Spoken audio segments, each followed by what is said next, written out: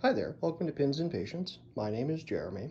What you're looking at here is one panel of the Star Trek Nemesis Officer Duty Vest. This is the companion to the Officer Duty Jacket, as again you would see these mainly in Star Trek DS9 and then for a few of the feature films. I'm going to bring your attention to a couple of things, and as you can see, I believe that the seams of the two panels here, I believe that they're supposed to line up with a specific quilt line. Now, it is off center on this side here, and I know that for some people is probably upsetting. However, if you take a look over here, what I chose to do was to ensure that this edge was perfect, well, was as close to being perfectly in line with this edge of the body panel. Why?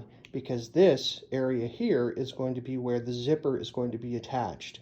So in my mind, making sure that this edge and this edge were properly aligned is more important than having a slightly offset quilt line to a seam. As you can see, I have opened this seam allowance, and if you've made this build before, or Alex, if you're watching, it is much wider than what you would normally see in the patterns that you offered. Why? I went ahead and I made all the seam allowances of all the body panels at 5/8 of an inch.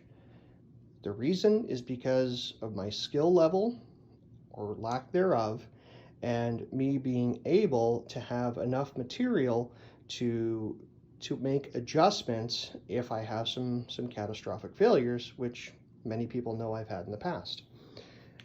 The next point that I'm going to share with you is up here along the yoke seam allowance. Now,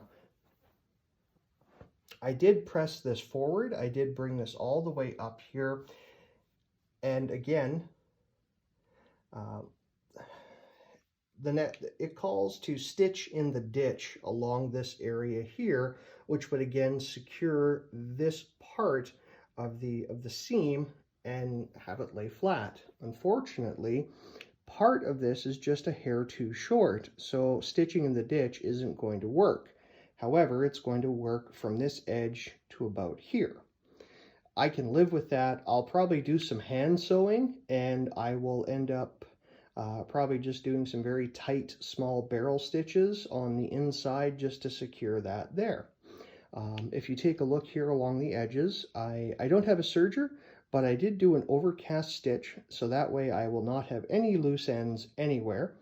And now I'm going to draw the yoke down a little bit. I'm not sure if your camera can pick it up, but as you can see, I did use some color in marking my quilt lines. I chose to use a Crayola Kids washable marker. I did the same thing with my duty jacket, and it completely washed out. There's absolutely no trace of any marker whatsoever. So if you're like me and you need some straight guidelines, I do recommend that. I did do the same thing. I did a serge, or not a serge, pardon me, I did an overcast stitch along all the edges, both front, now piece one and piece two. And then on top of that, I actually went a step further. In my cotton batten that I have in the sandwich here, I also did an overcast stitch, keeping those together so that when I did do the sandwich, it wasn't going to move on me as much. And of course, you're going to see this black stitch line here, which is only on the inside. And I did this before I made the sandwich. And that is the cotton batten liner, or middle, I should say, and that's sewn to the wrong side of the fabric here. One more thing to point out, this seam allowance also up here is 5/8 of an inch. Another thing to point out, and as I'm sure some of you have noticed, I left a tail on either side of the front yoke trim. The reason why I did that was I found that in my previous build, I didn't have enough I didn't have enough material to properly fold over and to make it look neat and tidy. And that bothered the heck out of me. So I extended the length of the yoke trims to give me this little tail here, and I'll be able to properly fold that in, sew that down, and have that look really neat and basically the way it should be. So there you have it. That's the current update with what we have going on.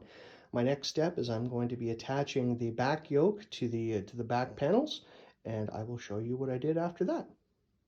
Bye for now.